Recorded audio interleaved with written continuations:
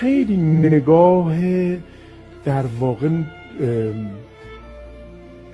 ناامید کننده‌ای به من کرد مادرم. چی بود دقیقاً تیکر برام بگی؟ من زمانی که این تیر رو پرتاب کرد مادرم واقعا گفت الهی دستت بشکنه.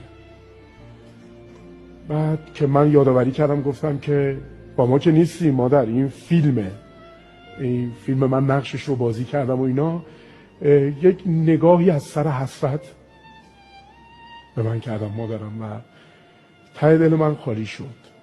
البته خب مادر من خیلی ساده دله. تو این اون موقع که تیر رو پرتاب میکنید به طرف از علی اصغر تو فیلم، درسته؟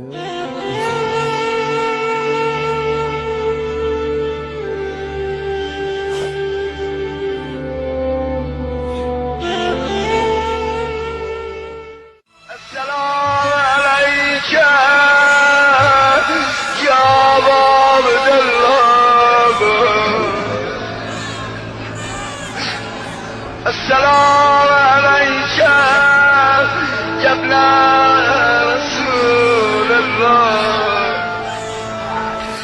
السلام عليك يا ابن أمير المؤمنين وابن سيد المسيح. السلام عليك يا ابن فاطمة سيدة نساء العالمين. السلام